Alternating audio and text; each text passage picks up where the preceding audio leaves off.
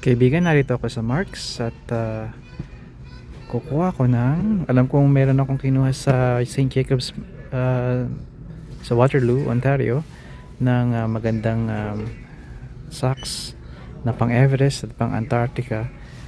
Ito ay kilala rin, Smart Wool, made in the USA, kaya tanyag na tanyag ito lalo na sa mga nagha-hiking at marami kang matutunan sa mga tao mga hikers.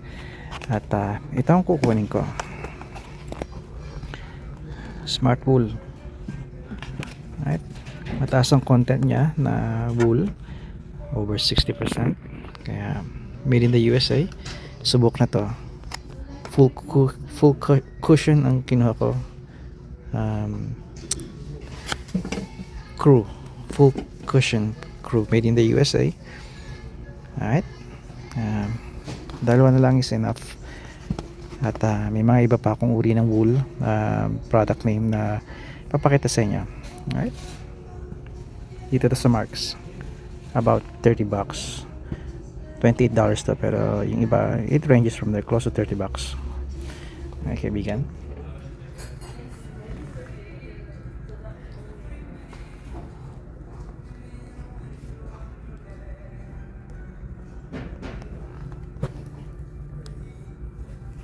goat skin, very nice.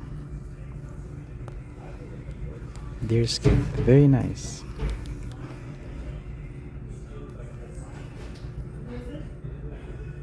Cowhide, ito mga kakailanganin niyo pag nagtatrabaho kayo sa labas.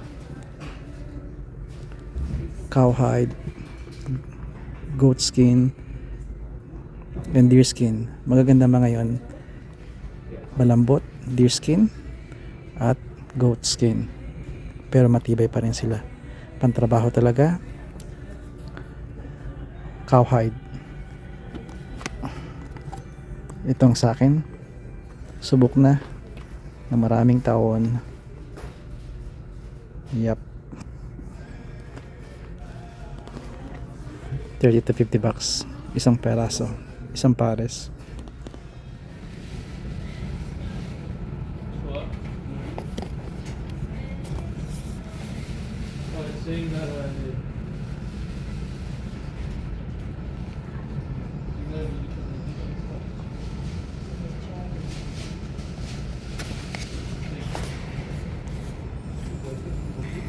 Wool socks made in Canada, very nice.